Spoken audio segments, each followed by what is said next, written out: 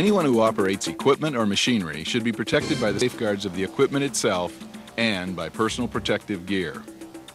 But once equipment is shut down for maintenance or repair, those safeguards are usually removed. So what is there to protect the employee assigned to the repairs? The answer is lockout and tagout. The only way you can protect yourself from the unexpected operation of a piece of equipment is to physically lock and tag all energy sources. This program will highlight United's policies and procedures for proper lockout and tagout of facility and ground equipment. Also, this program will explain the different energy hazards that may be encountered and how to eliminate those hazards. Securing of aircraft systems is specifically excluded from this program because aircraft systems are covered by the maintenance manual and FAA regulations. Here's an example of what can happen when lockout and tagout procedures are not used for minor maintenance. An employee was performing a preventive maintenance check on a conveyor drive chain and sprocket. Without shutting down the conveyor system, he attempted to remove the upper half of the chain guard. His rag got caught on the drive chain, and while trying to remove the rag, his fingers got caught between the chain and sprocket.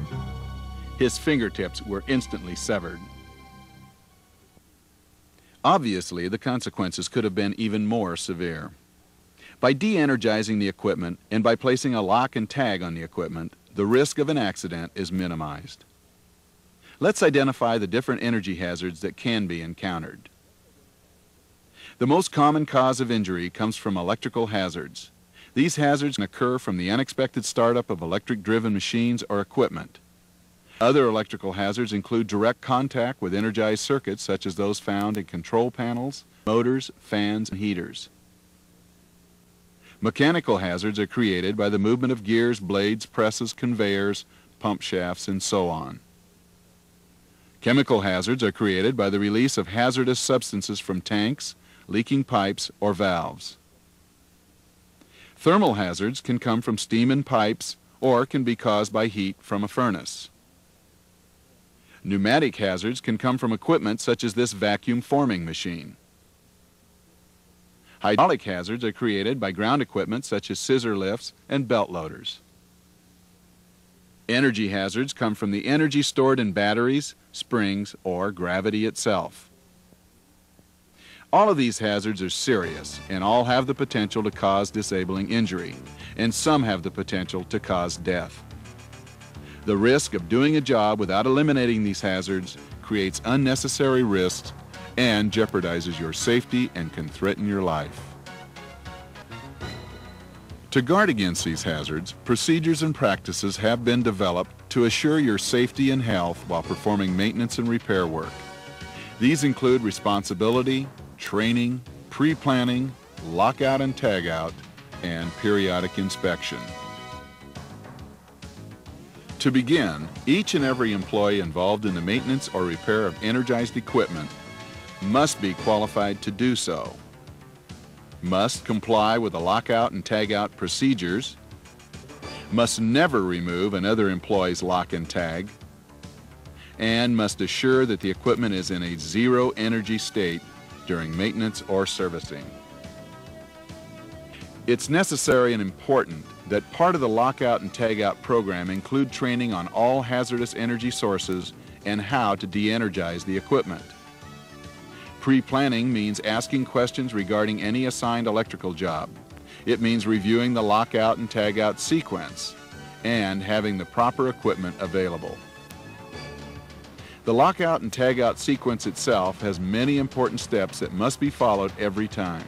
Let's go through these in more detail.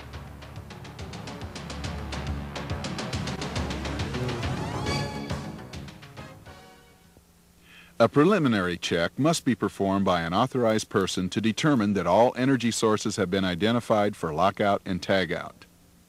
These sources include electrical, mechanical, chemical, thermal, hydraulic, pneumatic, and stored energy sources, or any combination of these. If any exposed adjacent circuits present a risk, they too should be de-energized. All affected departments or sections must be notified of a shutdown before lockout and tagout control devices are applied. Power must be de-energized on equipment under repair or maintenance work. It's not enough to just shut off the local control circuits, such as a push button or selector switch. The electrical circuits at the disconnect switch must also be de-energized. When working on a baggage conveyor system, lockouts should be made at the main disconnect. If only a small portion of the conveyor system will be repaired or serviced, lockout may be made at a local disconnect. However, lockout must also be made at any local disconnects on adjacent belts if their operation poses a safety risk. When clearing a bag jam on a belt which is out of view of an emergency stop switch or poses a safety risk, the system must be de-energized and a lockout made either at a disconnect or on a lockable emergency stop switch. For mechanical devices, blocking or other restraining devices must be used to prevent any movement. For equipment with pneumatic or hydraulic power, any residual pressure must be released as necessary. To prevent the release of chemicals or steam, use a chain to secure the valve wheel. Or use a blind flange to prevent flow through pipes. When equipment retains stored energy because of gravity or spring weight, the equipment must be placed in a closed position or must be blocked. Once the energy has been stopped, lock out the equipment to assure the flow of energy is not inadvertently restored by someone else. Specific rules must be followed. Locks must be standard and each authorized facility employee is assigned their own lock. Padlocks must be keyed differently. If more than one employee is involved, the first person locking out should use a multiple lock adapter. Where a lock cannot be used, a tag may be substituted provided that measures are taken to assure the same level of protection as is provided by a lock.